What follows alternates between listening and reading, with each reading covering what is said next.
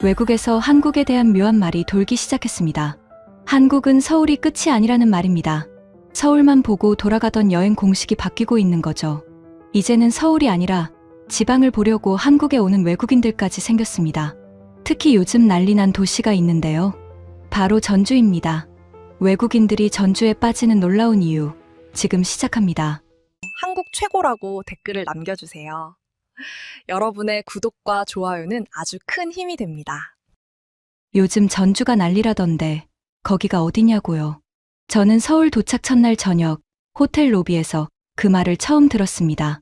프런트 직원이 체크인 서류를 건네면서 아무렇지도 않게 말했습니다. 요즘 외국인들은 서울만 보고 안 끝난다고, 전주 같은 지방 도시까지 많이 내려간다고요. 저는 그냥 고개를 끄덕였습니다. 속으로는 다른 생각을 했지만요. 서울도 다 못 봤을 텐데 무슨 전주까지 갑니까? 여기가 얼마나 큰 도시인데요. 그런데 이상하게 그 말이 며칠 동안 머릿속에 남았습니다. 서울에서 사흘을 보내는 동안 저는 좋은 것들을 많이 봤습니다. 아니, 정확히 말하면 많이 지나쳤습니다. 경복궁 처마는 분명 멋있었습니다. 아내가 한참을 서서 올려다보고 있었으니까요. 저는 그 옆에서 다음 장소까지 이동 시간을 계산하고 있었습니다. 북촌 골목도 그랬습니다. 골목이 좋다는 건 알겠는데 걸으면서도 머릿속 한편은 계속 다음 동선을 돌리고 있었습니다. 여기서 몇 분, 거기까지 몇 분, 저녁은 몇 시에 어디서. 아내가 골목 안쪽을 가리키며 저쪽도 들어가 보자고 했을 때 저는 시계를 보면서 다음 장소가 있다고 했습니다. 아내는 잠깐 그쪽을 바라보다가 아무 말 없이 따라왔습니다. 저는 이미 앞서 걷고 있었습니다. 아내가 그날 저녁 식사 자리에서 말했습니다. 당신은 여행을 하는 게 아니라 일정을 처리하는 것 같다고요. 저는 웃으면서 넘겼습니다. 틀린 말은 아니었으니까요. 하지만 어쩔 수 없었습니다. 멈추면 뭔가를 놓치는 것 같은 기분. 그게 20년 넘게 저를 움직이게 한 연료였습니다. 회의 전날 밤에도 다음 날 일정을 2번 확인했고 출장지에서 빈 시간이 생기면 반드시 채워야 했습니다. 퇴직을 하고 나서 처음으로 긴 여행을 나왔는데도 저는 여전히 빈 시간을 편하게 두지 못하는 사람이었습니다. 사진은 남았는데 장면은 오래 안 남았습니다. 잘 봤다는 기억보다 몇 군데를 돌았다는 기억만 또렷했습니다. 그래서 서울역 매표기 앞에 섰을 때도 저는 자연스럽게 전주행 표보다 돌아오는 표부터 찾았습니다. 출발 시각을 확인하고 다음 동작으로 바로 넘어갔습니다. 복귀 시각 오후 5시 40분. 이걸 끊어두면 오늘 하루가 다칩니다. 아직 전주에 도착하지도 않았는데 돌아오는 시간이 먼저 정해져 있어야 마음이 놓였습니다. 저는 왕복표를 한꺼번에 끊었습니다. 전주행 1장, 서울행 1장. 표 2장이 손에 들어오자 그제야 숨이 한번 내려갔습니다. 아내가 제 옆에서 말했습니다. 당신, 지금도 돌아오는 생각부터 하네. 저는 웃었습니다. 그게 더 합리적이었으니까요. 오늘은 당일치기입니다. 한옥마을 한 바퀴 돌고 유명하다는 비빔밥 한 그릇 먹고 사진 몇 장 찍고 오후에 서울로 올라오면 됩니다. 아내가 전주를 기대해온 건 알지만 저한테 전주는 덤 코스였습니다. 확인용 일정이고 빨리 돌아보고 올라오면 되는 하루였습니다. 그렇게 생각한 데는 나름 이유가 있었습니다. 저는 도시를 꽤 많이 다닌 사람입니다. 뉴욕에서 15년을 살았고 도쿄는 출장으로만 10번이 넘게 드나들었습니다. 홍콩도 싱가포르도 봤습니다. 그런 도시들을 오래 다니다 보면 자기만의 공식이 생깁니다. 중심 도시를 보면 그 나라의 수준이 보인다는 공식입니다. 서울은 그 기준에서 충분히 통과한 도시였습니다. 지하철이 촘촘하고 거리가 깔끔하고 사람들의 움직임이 빠르고 정확했습니다. 저는 서울을 보면서 확신했습니다. 한국이 어떤 나라인지 이 도시 안에 다 들어있다고. 그러니 다른 외국인들이 전주까지 내려간다는 게 더욱 이해가 안 됐습니다. 서울이 이렇게 큰데 뭘 더 보겠다는 걸까요?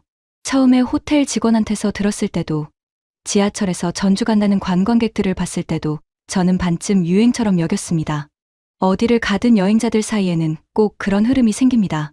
굳이 안 가도 될 것 같은 곳이 어느 날 갑자기 필수 코스처럼 불리는 일. 전주도 그런 거겠거니 했습니다. 아내는 달랐습니다. 아내는 이 여행을 몇 달 전부터 준비했습니다. 제가 회사를 다니는 동안 함께한 여행은 늘 짧았고 늘 제 일정에 밀렸습니다. 그러니 이번만큼은 가고 싶은 곳이 있었겠죠. 전주는 그 중에서도 오래 마음에 둔 곳 같았습니다. 저는 그걸 알면서도 서울에서도 아내 걸음에 맞춰주지 못했고, 지금 이 서울역에서도 마찬가지였습니다. 아내는 옆에서 수첩을 꺼내 전주에서 가볼 곳을 다시 확인하고 있었고, 저는 방금 끄는 돌아오는 표를 재킷 안주머니에 넣고 있었습니다. 그 작은 종이 2장이 이상할 만큼 든든했습니다. 어디를 가든 나는 오늘 서울로 돌아온다. 그 확신이 거기 들어 있었습니다. 그때까지만 해도 저는 몰랐습니다. 다들 왜 전주까지 내려가는지, 그 이유를 그날 저녁이 되기 전에 제가 먼저 인정하게 될 줄은요. 플랫폼으로 내려가는 에스컬레이터 위에서 저는 재킷 안주머니부터 만졌습니다. 돌아오는 표가 거기 있었습니다. 오후 5시 40분. 종이 한 장이 손끝에 닿자 마음이 조금 놓였습니다. 아직 전주에 도착하지도 않았는데 저는 그 표부터 확인하고 있었습니다. 내려가서 보고 밥 먹고 다시 올라오면 됩니다. 그렇게만 끝나면 괜찮았습니다. 오늘 하루가 어디서 다치는지 정해져 있어야 안심하는 사람이었으니까요. KTX는 제가 타본 다른 기차들과는 완전히 달랐습니다. 뉴욕에서 기차를 타면 플랫폼부터 한 번씩 부딪힙니다. 누군가는 늦었다고 뛰고, 누군가는 문 닫히기 전에 몸을 밀어넣고, 누군가는 짜증을 냅니다. 그런데 여기서는 뛰는 사람도 없었고, 몸을 밀어넣는 사람도 없었어요. 열차는 조용히 들어왔고, 사람들은 순서대로 탔죠. 그걸 보는 순간, 저는 이상하게 긴장이 조금 풀리더라고요. 서울에서 며칠 동안 느꼈던 생각이 다시 났죠. 이 나라는 대충 굴러가는 나라가 아니라고요. 보이는 데만 반듯한 게 아니라 사람들이 움직이는 방식 안에도 질서가 스며 있는 나라라는 생각이 들었습니다. 자리에 앉고 나서도 저는 한동안 창밖보다 시간표부터 먼저 봤습니다. 전주 도착 예정 시각, 역에서 한옥마을까지 걸리는 시간, 점심은 몇 시쯤 먹어야 오후 일정이 안 밀릴지. 머릿속은 벌써 거기 가 있었습니다. 아내는 옆자리에서 창밖을 보고 있었고, 저는 또 안주머니를 만졌습니다. 표가 그대로 있다는 걸 확인하고 나서야 숨이 조금 내려갔습니다. 그런데 열차가 속도를 올리자 제 계산보다 창밖이 먼저 달라졌습니다. 서울 외곽의 아파트 단지가 빠르게 물러났고 넓은 들판이 나타났습니다. 논이었고 그 너머로 낮은 구릉이 이어졌습니다. 하늘이 갑자기 넓어졌습니다. 손목 시계를 봤습니다. 출발한 지 20분도 안 됐습니다. 그 순간 저는 조금 멍해졌습니다. 뉴욕에서 기차를 타고 20분을 가면 아직도 도시입니다. 저는 그게 당연하다고 생각해왔습니다. 그래서 서울도 비슷할 거라고 생각했죠. 그런데 여기는 아니었습니다. 서울을 떠난 지 20분 만에 풍경이 완전히 바뀌고 있었습니다. 서울이 한국의 얼굴이라는 생각은 여전히 변함없었습니다. 다만 그 얼굴 하나만 보고 나라 전체를 다 안다고 했던 제 쪽이 그제야 조금 민망해졌습니다. 그때 아내가 제 팔을 가볍게 건드렸습니다. 저쪽 보라고요. 산등성이 아래로 낮은 지붕들이 모여있는 마을이 지나가고 있었습니다. 아내가 작게 말했습니다. 예쁘다. 저는 고개를 끄덕였습니다. 예쁜 건 알겠는데 제 머릿속엔 그보다 먼저 다른 생각이 떠올랐습니다. 빠른 도시 하나만 잘 만든 나라가 아니라 전혀 다른 결의 공간들까지 한 나라 안에 붙여놓은 나라라는 것. 그 생각이 제 자존심을 살짝 건드렸죠. 안내 방송이 흘렀습니다. 전주 도착이 얼마 남지 않았다는 말이었습니다. 전주역 플랫폼에 내리자마자 소리가 달랐습니다. 아니, 정확히는 소리가 없었습니다. 서울역에는 늘 발소리와 안내 방송, 어딘가에서 오는 진동이 겹쳐 깔려 있었는데 여기는 달랐습니다. 지붕 위로 하늘이 넓게 열려 있었고 그 하늘이 이상할 만큼 가까웠습니다. 역사를 나오자 바람이 왔습니다. 서울 바람은 빌딩 사이를 비집고 나오는 바람입니다. 여기 바람은 넓은 데서 바로 오는 바람이었습니다. 부드럽고 방향이 일정했습니다. 높은 건물도 없었습니다. 시선이 위에서 막히지 않고 그냥 멀리 뻗어나갔습니다. 아내는 경기전 방향을 확인하고 먼저 걸었습니다. 저는 지도 앱을 열고 뒤따랐습니다. 그런데 조금 걷고 나서야 이상한 게 느껴졌습니다. 주변 사람들은 다들 천천히 걷고 있었고 저 혼자만 어딘가 급한 사람처럼 보였다는 겁니다. 서울에서는 제 속도가 아무 문제도 아니었는데 여기서는 그게 혼자 튀어 보였습니다. 경기전 돌담길이 보이기 시작했을 때도 저는 처음엔 그냥 낮은 담이라고 생각했습니다. 그런데 가까워질수록 그 담이 길게 이어졌고 크기도 다르고 모양도 다른 돌들이 서로 기대면서 버티고 있었습니다. 그 위로 오래된 나무가 넘어오고 있었습니다. 아내는 담길을 따라 걸으며 기와를 보고 담 틈에 난 풀을 봤습니다. 저는 핸드폰을 들어 사진을 찍으려다 손을 내렸습니다. 서울에서는 한 번도 그런 적이 없었는데 여기서는 사진보다 장면이 먼저라고 느껴졌습니다. 걷다 보니 어느 순간 제 발이 느려져 있었습니다. 의식해서 늦춘 게 아니었습니다. 그냥 그렇게 됐습니다. 담이 이어지고 그늘이 들어오고 돌 위에 빛이 얹혀 있었습니다. 유리와 금속에 반사된 빛이 아니라 그냥 돌 위에 앉아 있는 빛이었습니다. 왜 발이 느려졌는지 그때의 저는 아직 설명하지 못했어요. 다만 한 가지는 알 수 있었습니다. 서울만 보고 한국을 다 안다고 생각했던 제 공식이 전주역에 내리기도 전에 이미 금이 가기 시작했다는 것만은요. 아내가 먼저 밥집 얘기를 꺼냈을 때도 저는 시간을 따지고 있었습니다. 경기전 근처에서 점심을 먹고 잠깐 쉬었다가 골목을 조금 더 돌고 적당한 시각에 역으로 돌아가면 된다. 오늘 하루는 아직 제 손안에 있는 줄 알았죠. 막걸리 골목이라는 말도 처음엔 그냥 관광지 이름처럼 들렸습니다. 유명하다니까 한번 가보는 곳, 사진 몇 장 남기고 나오면 되는 곳. 솔직히 말하면 저는 밥을 먹으러 간다기보다 동선 하나를 처리하러 간다고 생각했습니다. 골목 초입부터 생각이 조금 흔들리긴 했습니다. 문 앞마다 사람들이 앉아 있었고 안에서는 웃음이 한 번씩 밖으로 밀려 나왔습니다. 간판은 오래됐는데 표정들은 새 것 같았어요. 어딘가 들떠 있으면서도 과장되지 않은, 이미 자기들끼리는 충분히 좋다는 얼굴들이었습니다. 저는 그런 분위기를 보면 오히려 더 서두르는 편입니다. 괜히 오래 기다리기 싫고 괜히 한자리에서 시간이 늘어나는 게 싫거든요. 그래서 제 입에서 제일 먼저 나온 말도 그거였습니다. 적당히 간단한 대로 들어가자고요. 빨리 먹고 움직이자고. 아내는 대꾸 대신 제 얼굴을 한번 보고 사람들 많은 집 앞으로 성큼 들어갔습니다. 안쪽에서 일하던 아주머니가 몇 명이냐고 묻더니 둘이라고 하자마자 안쪽으로 앉으라고 자리를 내줬습니다. 저는 그 말이 조금 이상했습니다. 주문도 안 했는데 뭘 그렇게 자신 있게 앉히나 싶었죠. 메뉴판을 보니 글자가 많지도 않았습니다. 막걸리 한 상, 이런 식이더군요. 저는 속으로 계산했습니다. 술은 많이 못 마시니 하나만 시키고 안주는 조금 손대고 밥 비슷한 걸로 끝내면 되겠다고. 그런데 상이 들어오기 시작하면서 제 계산이 먼저 무너졌습니다. 처음엔 몇 접시 정도겠거니 했습니다. 그런데 콩나물 무침이 놓이고 묵은지가 올라오고 전이 하나 오고 탕 비슷한 게 놓이고 생선이 나오고 묵사발이 따라오고 이름을 다 알 수 없는 것들이 계속 자리를 잡았습니다. 상이 비좁아질 때쯤 끝나겠지 싶으면 옆상이 하나 더 붙는 시기였어요. 저는 저도 모르게 물었습니다. 우리가 뭘 더 시켰나요? 아주머니가 웃더니 아니라고 했습니다. 원래 이렇게 나간다고요. 원래 이렇게 준다고요. 손님들 앉으면 그냥 이렇게 차려준다는 겁니다. 제가 익숙한 식사는 대개 선택의 문제였죠. 무엇을 주문할지, 얼마나 추가할지, 얼마만큼 값을 치를지. 그런데 여기서는 선택보다 먼저 대접이 들어왔습니다. 한 끼를 판다는 느낌보다 자리에 앉은 사람 앞에 체면을 세워준다는 느낌이었어요.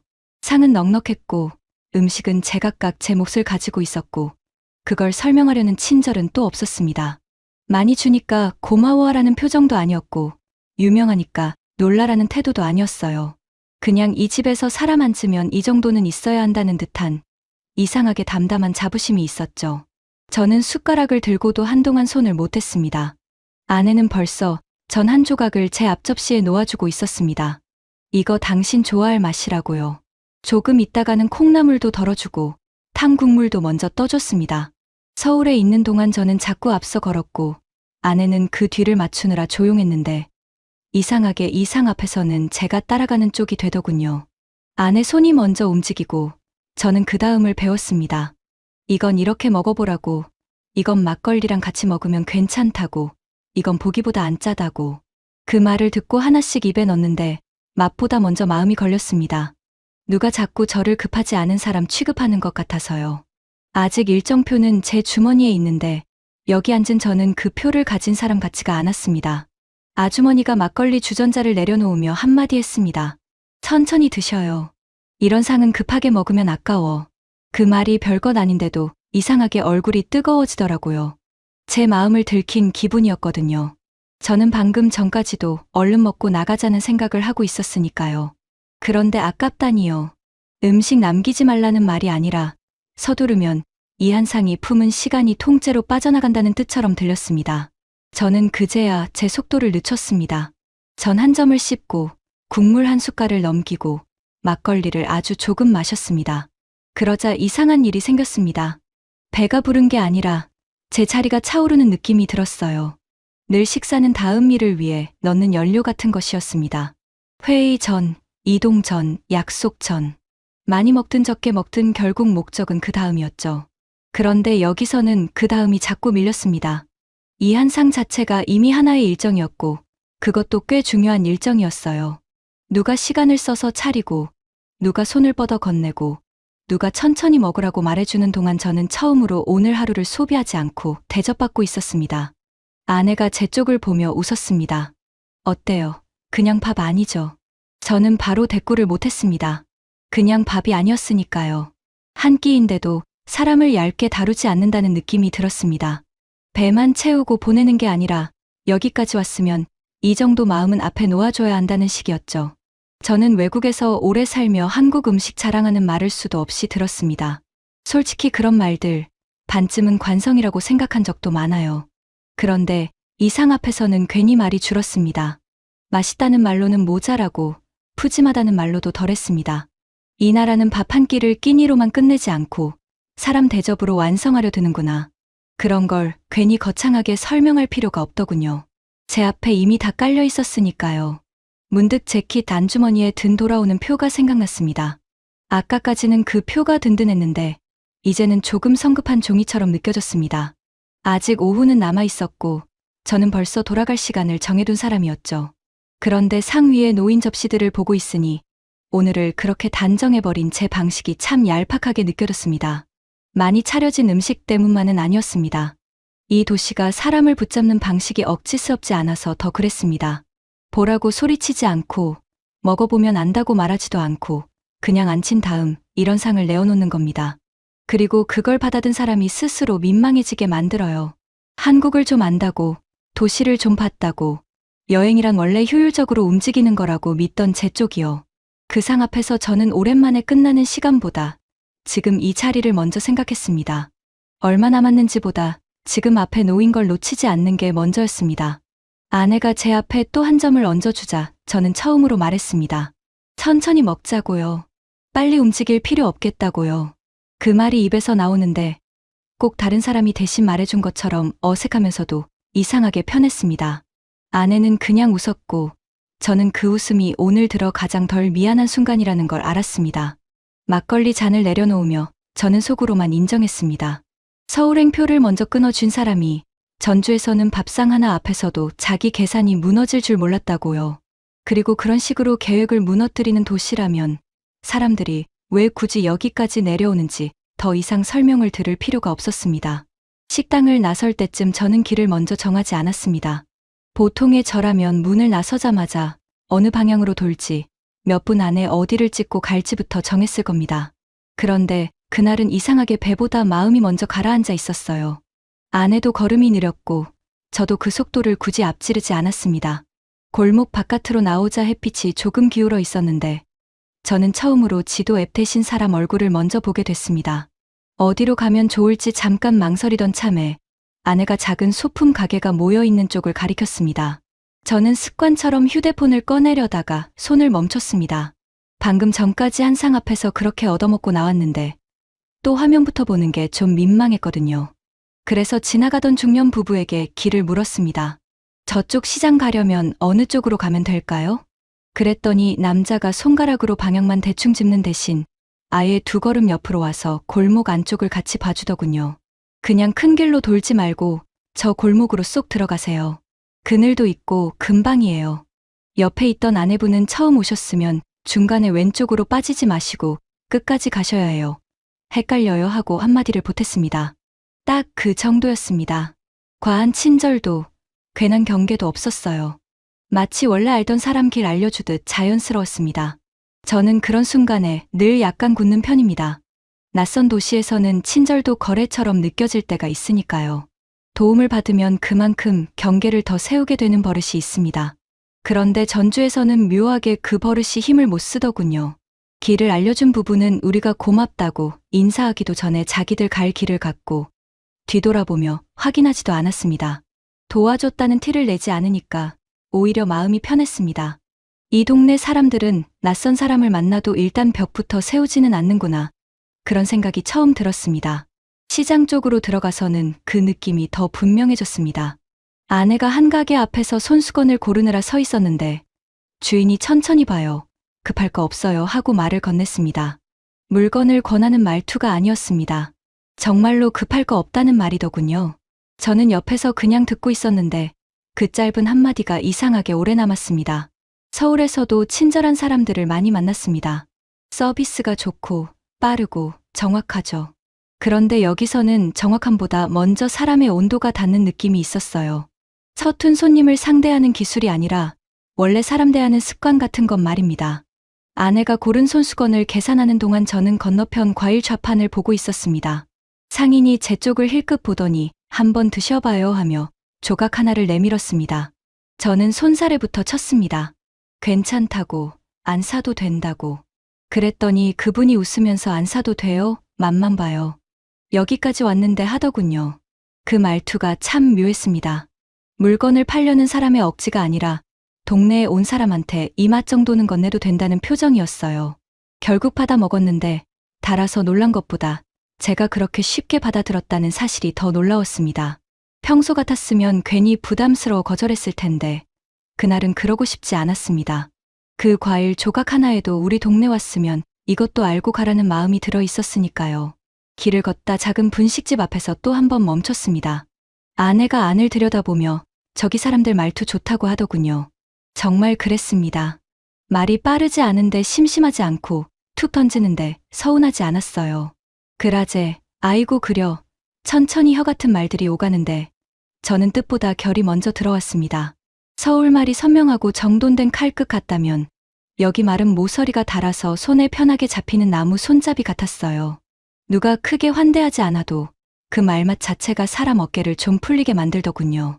그날 오후 가장 오래 남은 장면은 거창한 친절이 아니었습니다. 길모퉁이에서 잠깐 서 있을 때 한 아주머니가 우리를 보더니 햇볕 센 뒤 저쪽으로 좀 붙어가요 하고 지나가듯 말한 순간이었습니다. 끝이었습니다. 우리가 누구인지 묻지도 않았고 어디서 왔는지 궁금해하지도 않았어요. 그냥 지금 햇볕이 세니까 그늘 쪽으로 붙어가라는 말만 놓고 지나갔습니다. 그런데 그 말이 이상하게 가슴에 남았습니다. 챙김이란 게 원래 이런 건가 싶었어요. 상대를 깊이 알아야만 가능한 게 아니라 눈앞의 사람을 그냥 사람으로 보면 나오는 말. 저는 그런 무심한 배려에 오히려 더 약했습니다. 큰 친절은 고마우면서도 경계하게 되는데 이런 건 경계할 틈도 없이 안으로 들어오더군요. 아내와 저 사이의 공기도 그 무렵부터 달라졌습니다. 서울에서는 제가 늘 앞서고 아내는 그 뒤에서 속도를 맞췄습니다. 전주에 와서도 오전까진 크게 다르지 않았죠. 그런데 시장 골목을 지나면서부터는 제가 자꾸 아내 쪽을 보게 됐습니다. 덥진 않은지, 더 걷고 싶은지, 저 가게 들어가 볼 건지. 대단한 변화는 아닙니다. 다정한 남편 흉내를 갑자기 낸 것도 아니고요. 다만 이 도시 사람들 사이를 지나오며 사람을 먼저 편하게 놓아주는 태도가 얼마나 큰 힘을 갖는지 조금 배운 겁니다. 아내는 제가 저쪽 그늘로 갈까 하고 물었을 때 잠깐 저를 쳐다보더니 별말 없이 웃었습니다.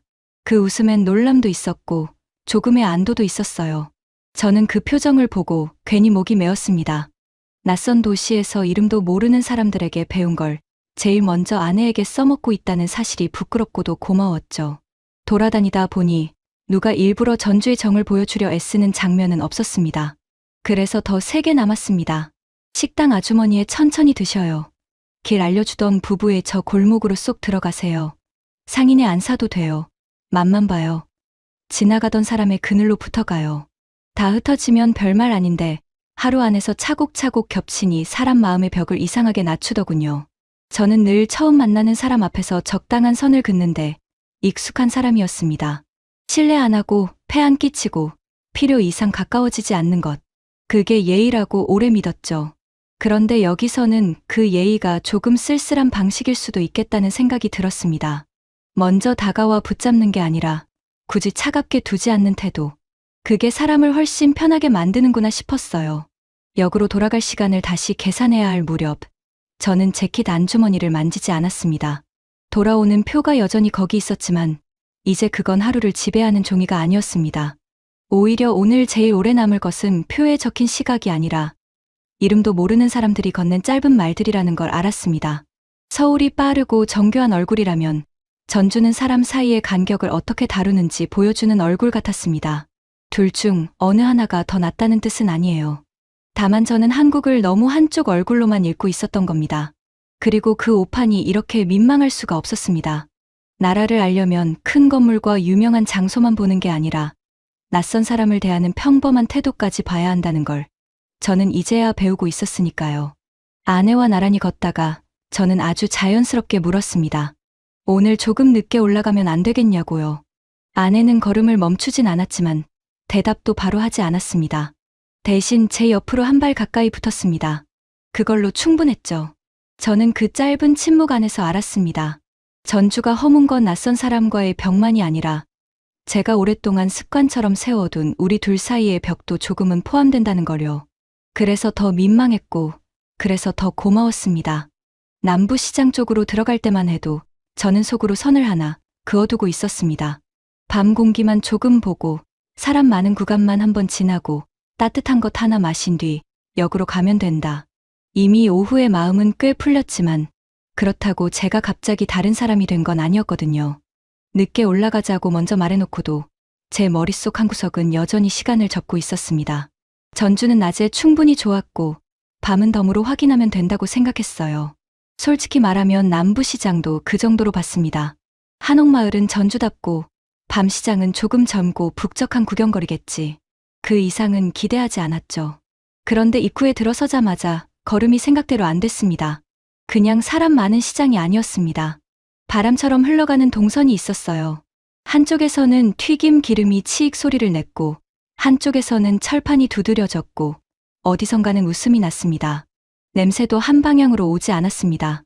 피순대 냄새를 따라가다 보면 바로 옆에서 전혀 다른 향이 올라왔고 그 냄새를 쫓아 고개를 돌리면 또 다른 줄이 서 있었습니다. 저는 본능적으로 말했죠. 한 바퀴만 보자고. 그런데 아내는 제 말을 듣는 둥 마는 둥 사람들 사이를 비집고 어느 작은 가게 앞에 멈춰 섰습니다. 거긴 좌석이 몇 개 안 되는 곳이었는데 이미 만석이었습니다. 저는 잘 됐다 싶었습니다. 사람 많으니 다른 데 가자고 말하려는 순간 안쪽에서 일하던 중년 여자가 우리를 한번 보더니 손짓했습니다. 두 분이면 여기 잠깐 같이 앉아요. 금방 나와요. 저는 반사적으로 괜찮다고 했습니다. 합석은 영 익숙하지 않으니까요. 그런데 제 옆에 서 있던 아내 표정을 보고 말이 멈췄습니다. 낮에도 여러 번 웃던 사람이었지만 그때 표정은 조금 달랐어요. 뭘 먹을까 고르는 얼굴이 아니라 이 안에 더 있고 싶은 사람 얼굴이었습니다. 제가 늘 먼저 정하고 아내가 따라오던 여행에서 그날 밤 처음으로 아내가 자리를 놓치기 싫어하는 게 보였죠. 제가 잠깐 머뭇거리자 가게 주인이 웃으며 한마디를 더 했습니다. 전주는 밤에 급하면 손해예요. 앉아봐요. 금방 알아요. 별말 아닌데 이상하게 정곡이었습니다. 오늘 하루 종일 제가 들켜온 방식 그대로였거든요. 급하면 손해. 저는 괜히 웃으면서 의자 끝에 걸터 앉았습니다. 우리 옆에는 대학생쯤 되어 보이는 커플이 있었고 맞은편에는 장을 마치고 온 듯한 노부부가 국물을 나눠 먹고 있었습니다. 나이도 말투도 다 다른데 아무도 어색해하지 않았어요. 가게 안은 좁았지만 분위기는 이상하리만큼 넓었습니다. 음식이 나오기까지도 가만히 못 있게 만들더군요. 사장은 주문받으랴, 뒤집으랴, 설명하랴 손이 쉴 틈이 없었고 손님들은 자기가 먹는 걸 한 번씩 옆에 권했습니다. 이거 생각보다 안 맵다. 그건 식기 전에 먹어야 한다. 여기 오면 저건 꼭 먹어야 한다. 누가 시킨 친절도 아닌데 말들이 자연스럽게 오갔습니다. 저는 처음엔 그런 말들에 적당히 웃기만 했는데 어느 순간 저도 아내 앞 접시를 당겨주고 있더군요. 뜨거우니까 이쪽으로 놓으라고. 당신 이거 먼저 먹어보라고요. 아내가 제 얼굴을 한번 보더니 피식 웃었습니다. 그 짧은 웃음이 이상하게 저를 더 오래 앉혀두었습니다. 결정적인 건 음식보다 한 상인의 한마디였습니다. 우리가 자리에서 일어날 타이밍을 재고 있을 때 옆 골목에서 물건 정리하던 남자가 우리 쪽을 보고 말했습니다. 처음 오셨어요?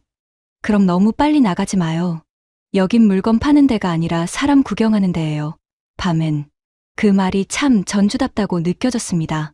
시장이 사람을 붙잡는 이유를 물건이나 맛으로 설명하지 않고 사람으로 말하더군요. 저는 그제야 주변을 제대로 봤습니다. 관광객만 들뜬 게 아니었습니다.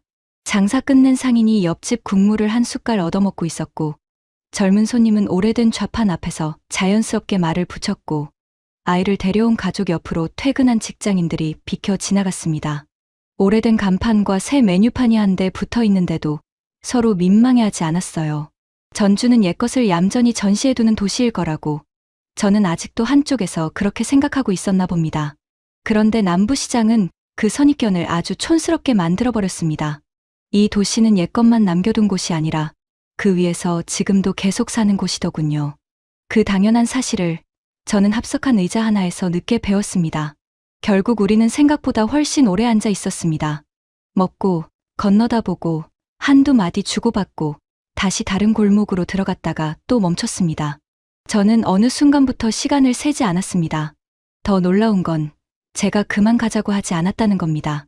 오히려 아내가 저기까지만 더 보자고 했을 때 제가 먼저 그러자고 했어요. 시장 끝으로 갈수록 사람 사는 기운이 더 진해졌고 저는 그 안에서 자꾸 제 오판만 또렷해졌습니다.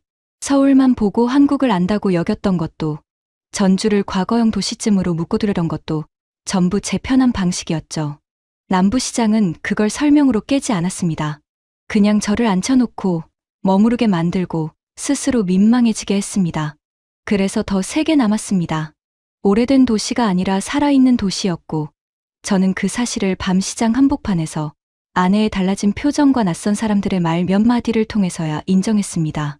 시장 바깥으로 겨우 나왔을 때도 몸엔 아직 열기가 남아 있었습니다. 그런데 이상하게 그 열기 끝에서 피곤이 한꺼번에 몰려왔습니다. 낮부터 계속 걷고, 먹고, 보고 계속 제 생각을 고쳐왔으니 당연했겠죠. 문제는 제가 원래 그런 신호를 잘 못 받는 사람이라는 겁니다. 정확히는 받아도 모른 척하는 쪽에 가깝습니다. 피곤하면 쉬는 게 아니라 다음 동선을 먼저 정해두는 사람. 어디까지 보고 갈지, 몇 분 앉을지, 기차 시간을 어떻게 맞출지부터 생각해야 안심하는 사람 말입니다. 그런데 그날 밤은 달랐어요. 아내가 모주 한잔 하자고 했을 때 저는 처음으로 계산보다 의자가 먼저 떠올랐습니다. 앉고 싶었습니다. 잔이 놓이자 저는 습관처럼 먼저 향부터 맡았습니다. 술 냄새가 먼저 치고 올라오는 종류가 아니더군요. 달고 따뜻한 향이 먼저 왔고 그 뒤에 생강인지 계피인지 모를 온기가 따라왔습니다. 한 모금 넘기자 몸 안쪽에서 힘이 툭 풀리는 게 느껴졌어요.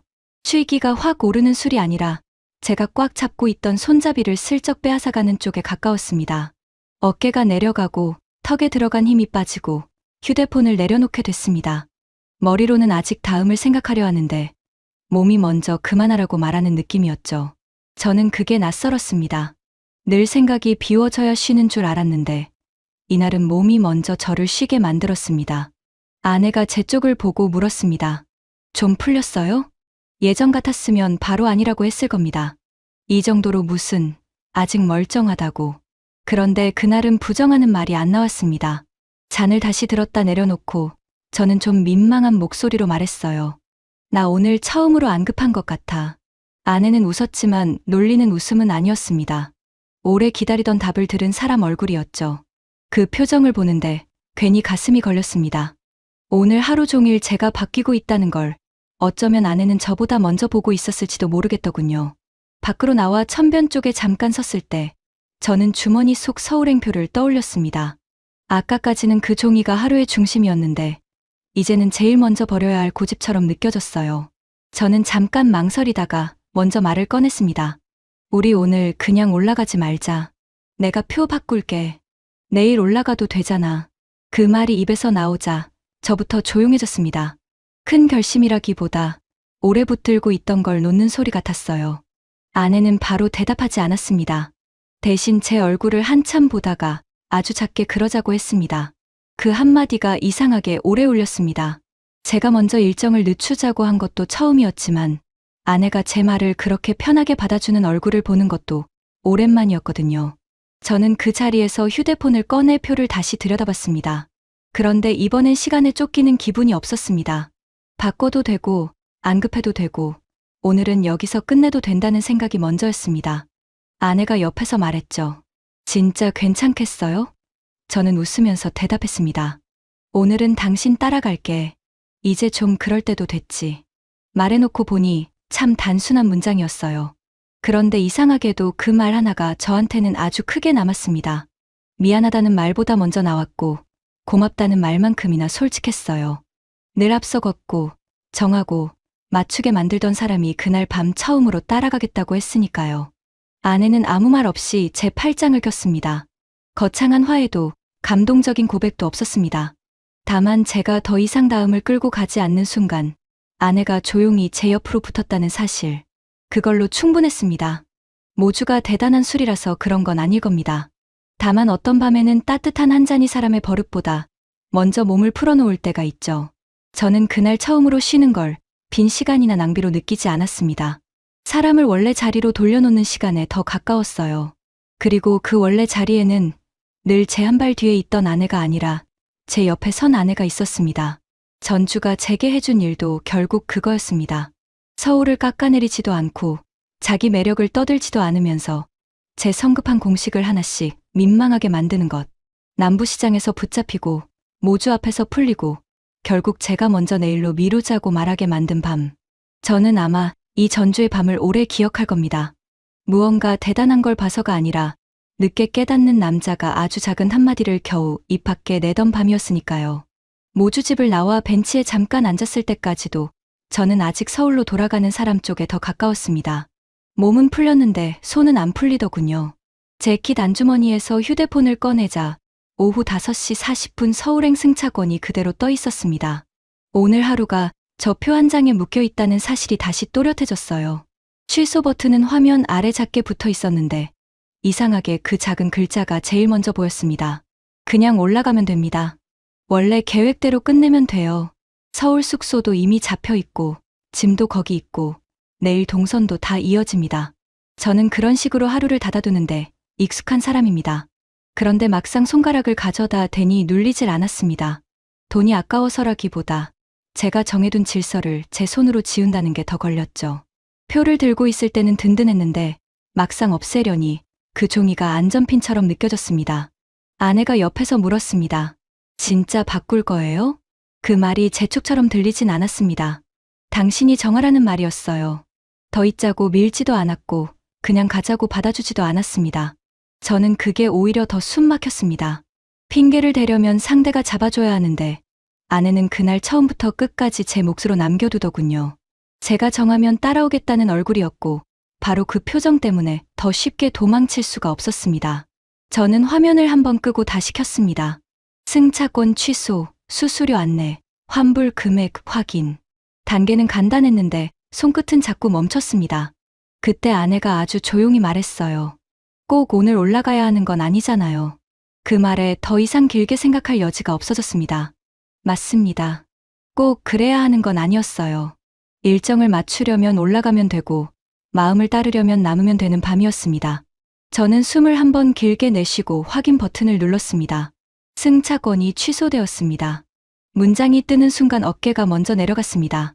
후련하다기보다 오래 쥐고 있던 걸 놓친 느낌이었죠. 저는 한동안 그 화면을 보고 있다가 아내에게 보여줬습니다. 아내는 정말 눌렀네 하며 웃었고 저는 그 웃음 앞에서 괜히 더 민망해졌습니다. 표 한 장 취소하는데 하루가 다 걸렸으니까요. 그래도 화면을 다시 살릴 생각은 들지 않았습니다. 한번 지워진 시간이 그제야 제 것이 된 것 같더군요. 그 다음부터는 감상이 아니라 현실이었습니다. 오늘 안 올라가기로 했으면 오늘 잘곳부터 정해야 했어요. 저는 벤치에서 바로 숙소 앱을 열었습니다. 늦은 시간이라 남은 방이 많지 않았습니다. 체크인 마감이 지난 곳도 있었고 방 하나 남음이라고 뜨는 곳도 있었습니다. 아까 눌러버린 취소 버튼이 다시 목까지 올라왔어요. 이럴 줄 알았으면 그냥 갔지. 그 생각이 튀어나오려는 순간 아내가 제 휴대폰 화면을 가리켰습니다. 여기 전화해봐요. 작아도 조용해 보여요. 전화를 걸자 나이 지긋한 여주인이 받았습니다. 작은 방 하나 남았다고 했어요. 늦게 들어오면 미리 연락만 달라고요. 저는 반사적으로 욕실이 안에 있는지, 체크아웃은 몇 시인지, 아침은 되는지 연달아 물었습니다. 여주인은 웃으면서 하나씩 천천히 답해줬습니다. 그 목소리를 듣고 나니 제 호흡도 조금 느려졌습니다. 예약을 걸고 문자를 받자 그제야 오늘 밤이 전주 쪽으로 기울어진 게 실감났습니다. 서울로 돌아갈 표가 사라진 자리에 작은 방 하나가 대신 들어온 셈이었죠. 그래도 아직 끝은 아니었습니다. 서울 호텔 짐이 남아 있었거든요. 저는 곧장 예약 문자를 찾아 프런트에 메시지를 보냈습니다. 오늘 밤 비우게 됐는데 짐을 맡아둘 수 있는지, 내일 늦게 찾아도 되는지요. 답장은 생각보다 빨리 왔습니다. 프런트에 말씀해두면 보관 가능하다고 걱정 말라고요. 그 짧은 답장을 읽는데 허탈하게 웃음이 났습니다. 저는 세상을 늘 너무 빽빽하게 잡아놓고 있었던 겁니다. 막히는 경우만 먼저 상상했는데 풀리는 일도 생각보다 많더군요. 숙소와 집 문제가 정리되고 나서야 내일이 남았습니다. 원래라면 서울에서 시작할 아침이 이제 전주에 생긴 거죠. 저는 습관처럼 열차 시간을 먼저 찾으려다가 멈췄습니다. 아내가 제 얼굴을 보고 웃더군요. 또 숫자 세죠. 저도 웃었습니다. 들켰으니까요. 하지만 이번엔 계산이 마음을 밀어내는 쪽이 아니었습니다. 이미 남기로 했고 이제 계산은 그 뒤를 따라오는 일이었습니다. 대신 저는 말했습니다. 내일 아침은 그냥 여기서 시작하자. 어디 몇 군데 찍는 거 말고 당신 보고 싶은 데부터 가자고요. 아내는 크게 반응하지 않았습니다. 그냥 고개를 끄덕였어요. 그런데 그 작은 끄덕임이 이상하게 컸습니다. 늘 제가 먼저 정리하고 아내가 따라오던 여행에서 그날 밤 처음으로 저는 비어있는 아침을 그대로 두기로 했으니까요. 무엇을 봐야 할지보다 어떻게 시작할지를 아내 쪽에 맡긴 것도 아마 그때가 처음이었을 겁니다. 한옥마을 쪽 골목으로 들어가 숙소 대문 앞에 섰을 때 제 손에는 더 이상 돌아갈 표가 없었습니다. 대신 급히 잡은 작은 방 하나와 아직 아무것도 적히지 않은 내일 아침이 생겨 있었죠.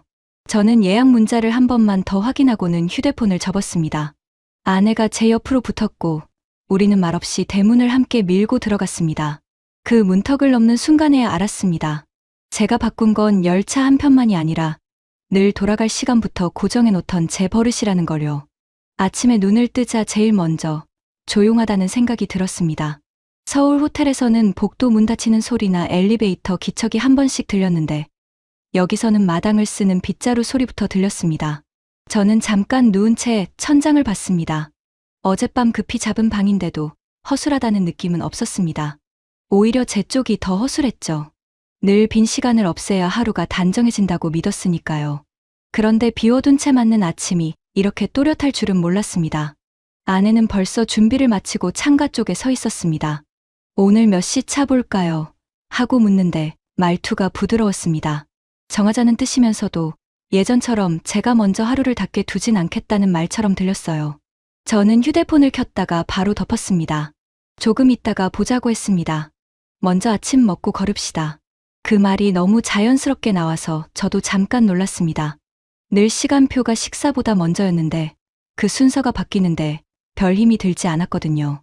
숙소에서 내준 간단한 아침상을 마주하고 앉자 서울 생각이 잠깐 났습니다. 서울은 여전히 대단한 도시입니다. 빠르고 정교하고 처음 온 사람도 금세 감탄하게 만드는 힘이 있죠. 제가 틀린 건 그 다음이었습니다. 서울이 그렇게 선명하니 한국도 거기서 다 읽힌다고 믿은 것. 중심 하나를 보면 전체를 안다고 여긴 제 방식이 얇았던 겁니다.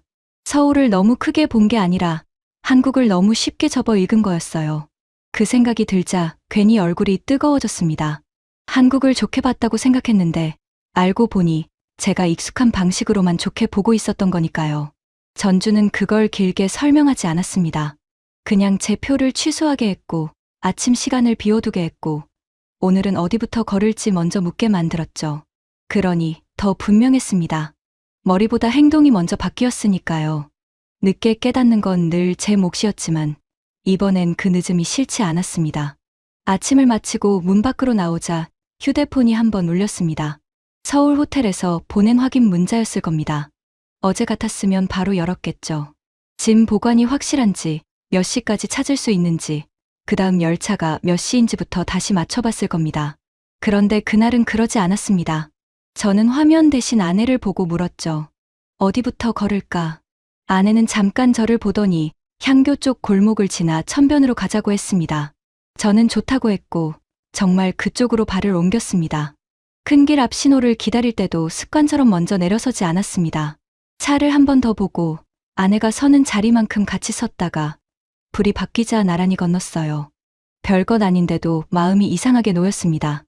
우리가 어디 하나를 찍으러 움직이는 게 아니라 같은 방향으로 가고 있다는 느낌 때문이었을 겁니다. 골목 바람이 불자 아내가 소매를 한번 고쳐 잡았습니다. 저는 말없이 걸음을 조금 늦췄습니다. 아내도 그 속도에 맞췄고 우리 사이엔 굳이 설명할 말이 없었습니다. 어젯밤 저는 표를 먼저 놓았고 오늘 아침에는 시간을 먼저 놓았죠. 이제 남은 건 앞장서는 대신 같이 걷는 일이었습니다. 아내가 어느 가게 앞에서 잠깐 시선을 두면 저도 같이 멈췄고 다시 움직이면 저도 그만큼만 움직였습니다. 천변 쪽으로 길이 트이자 저는 다음 열차 시간을 떠올리지 않았습니다. 대신 제 옆에서 걷는 사람의 발을 한번 봤습니다. 아내는 늘 그 자리에 있었는데 저는 그걸 자꾸 제 한 발 뒤에서만 보려 했던 것 같더군요. 그날 아침엔 다르게 보였습니다. 먼저 끌고 갈 사람이 아니라 같이 걸을 사람이었습니다. 바람이 한 번 더 스치자 아내가 저를 돌아봤습니다. 저는 아무 말도 하지 않았고 아내도 묻지 않았습니다. 그래도 충분했습니다. 이미 휴대폰을 덮었고 길을 물었고 속도를 늦췄으니까요. 어떤 생각은 길게 설명하는 순간 힘이 빠지는데 그 아침은 굳이 그러지 않아도 됐습니다. 그제야 저는 알았습니다. 사람들이 왜 서울만 보고 돌아가지 않고 굳이 전주 같은 곳까지 내려와 하루를 더 쓰는지요. 서울이 부족해서가 아니었습니다. 서울은 여전히 놀라운 도시였으니까요. 다만 한국은 서울 하나로 끝나는 나라가 아니었습니다. 빠른 것만 잘하는 나라가 아니라 그렇게 빠르게 가면서도 사람을 멈추게 하는 시간, 한 끼를 대접으로 바꾸는 마음, 낯선 사람에게 먼저 벽을 세우지 않는 온도까지 함께 품고 있는 나라였습니다. 저는 그걸 전주에 와서야 아주 늦게 배웠습니다. 그래서 더 민망했고, 그래서 더 벅차더라고요. 한국을 꽤 빨리 읽었다고 생각했던 사람이 결국 지방 도시 하나에서 자기 공식을 다시 적고 있었으니까요. 그런데 이상하게도 그 늦은 인정은 패배처럼 느껴지지 않았습니다. 오히려 더 큰 나라를 다시 배우게 된 기분에 가까웠죠. 우리는 다음 열차 시간보다 먼저 저 앞에 길을 봤습니다. 그리고 오랜만에, 정말 오랜만에 누가 앞서고 누가 따라가는지 모를 만큼 자연스럽게 아내와 같은 보폭으로 걸었습니다. 저는 그 보폭 안에서 조용히 인정했어요. 다들 왜 전주까지 내려오는지 이제는 저도 안다고요.